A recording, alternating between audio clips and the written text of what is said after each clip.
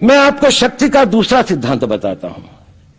मुझे नहीं मालूम कि यह सिद्धांत मुझे बताना चाहिए या नहीं, मुझे यह भी नहीं मालूम कि यह सही है या नहीं, लेकिन क्योंकि मैं इसको मानता हूं और मुझे मालूम है कि इसके बारे में कई लोग जिनके हायर मॉरल वैल्यूज हैं शायद न भी समझते हो या न भी वो रखते हो, लेकिन एक मेरा विचार है, चाहे तो इस पर विचार करें।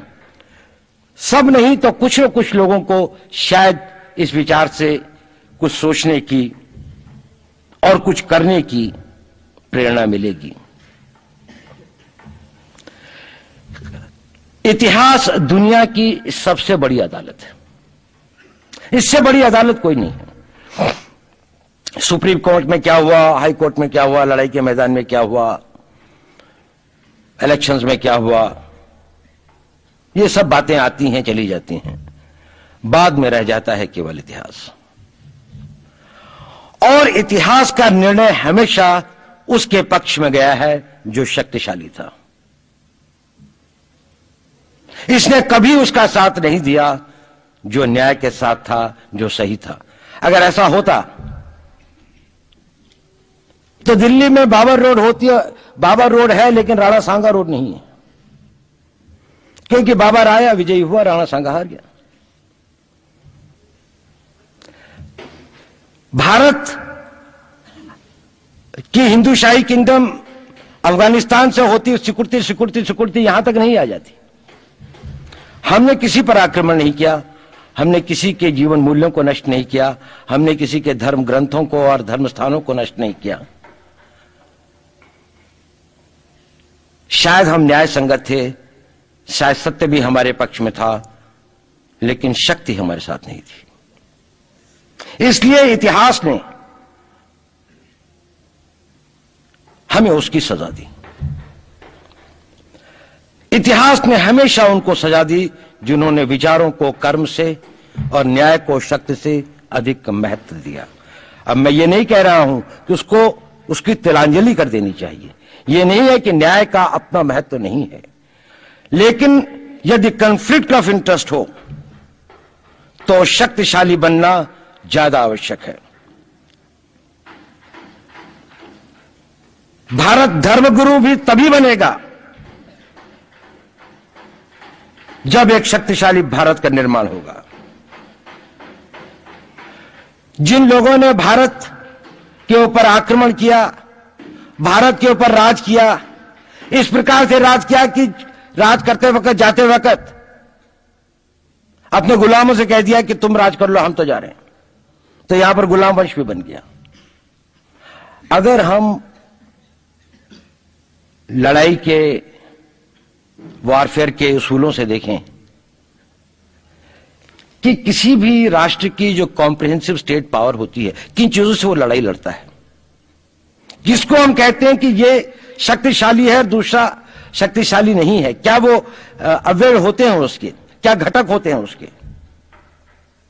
तो भारत के पास जनशक्ति, धन शक्ति, ज्ञान की शक्ति, टेक्नोलॉजी की शक्ति, और जिन लोगों ने आक्रमण किया उनकी शक्ति को अगर हम ये देखें तो शायद 1 और 1000 का अनुपात भी नहीं होता।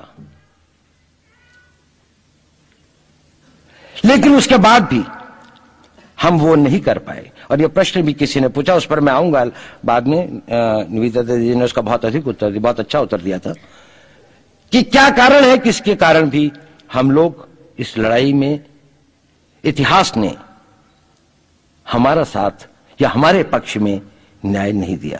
क्या कारण है कि कश्मीर में हम लड़ रहे हैं, जिन्होंने हमारे ऊपर आक्रमण हो रहा है, हमारे ऊपर बाहर से लोग आकर वायलेशन हमारे बॉर्डर का करते हैं, इन्फिल्ट्रेटर्स हमारे यहां आते हैं, जबकि पूरा का पूरा कश्मीर भारत का भाग है, अभिन्न भाग है। कानून के अनुसार वहां के राजा ने यह हस्ताक्षर किए, हमें दिया।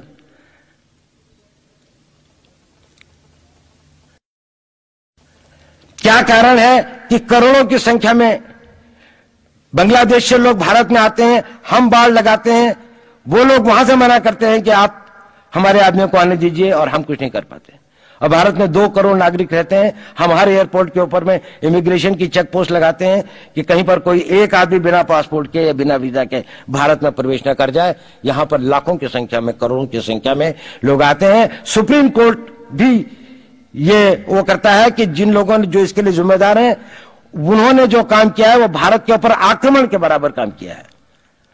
और वही सरकार उस सुप्रीम कोर्ट के 25 जुलाई 2005 के निर्णय के 3 दिन के अंदर में एक नया अध्यादेश जारी करके उन सारे के सारे कानूनों को फॉरेनर्स एक्ट के अंदर में इनकॉर्पोरेट कर लेती है, क्योंकि जो वो आईएमडीटी एक्ट था उसको सुप्रीम कोर्ट ने नल एंड वॉइड कर दिया। ये सब बातें हमें सोचने और समझने की आवश्यकता है। एक कारण, मैं ज्यादा चीजों में नहीं जाना चाहता, इतना समय भी नहीं होगा, कि भारत विदेशों से इतना नहीं हारा। अंग्रेजों ने भारत के खिलाफ कोई लड़ाई ऐसी नहीं जीती जिसमें कि अंग्रेजों की फौज में भारतीय सिपाही नहीं थे। चाहे वह पहले बंगाल नेटिव आर्मी थी, 1857 के अंदर में सिखों और गुरखास ने उनका साथ दिया। जब सिखों से लड़ाई हो रही थी तो बाकी लोगों ने उनका साथ दिया। हमेशा नेटिव आर्मी उनके साथ थी। जब जब आक्रमण वेस्ट से हुआ, चाहे वो पार्थियन थे, चाहे हून थे, चाहे मंगोल आए, बाद में मुगल आए, तो लश्कर कहां बने? वो तो थोड़े से लोग आए थे। लश्कर बने काबुल में, जिस वक्त तो इस्लामाइज भी नहीं हुआ था, लाहौर में, सरहंद में। हिंदुस्तानियों को हराया है तो हमेशा हिंदुस्तान के लोगों ने साथ नहीं दिया देश का। और दर्द है तो केवल इसी बात का। भारत के इतिहास में अगर दर्द केवल इस बात का नहीं है कि विदेशियों ने हमारे साथ क्या किया, उनका तो हम मुकाबला कर लेते। दुख इस बात का था कि हमारे सभी लोगों ने साथ नहीं निभाया और साथ नहीं दिया। और इसकी फीलिंग आज भी मुझे इस देश में होती है। और भारत को आंतरिक बाह्य शक्तियों से जो सबसे बड़ा खतरा है, वो खतरा इस बात का है कि हमारे अपने लोग ही कहीं राष्ट्र की सुरक्षा, राष्ट्र की अस्मिता, राष्ट्र के गौरव का सौदा न कर बैठे, अपने आज के सुख के लिए अपने भविष्य को अंधकारमय न कर दें। और इसके लिए जो जागरूकता चाहिए, इसके लिए जो ताकत पैदा करनी है, वो ताकत केवल समाज के अंदर भी पैदा की जा सकती है। उसको केवल आप लोग कर सकते हैं। वो केवल आज की युवा शक्ति ही कर सकती है।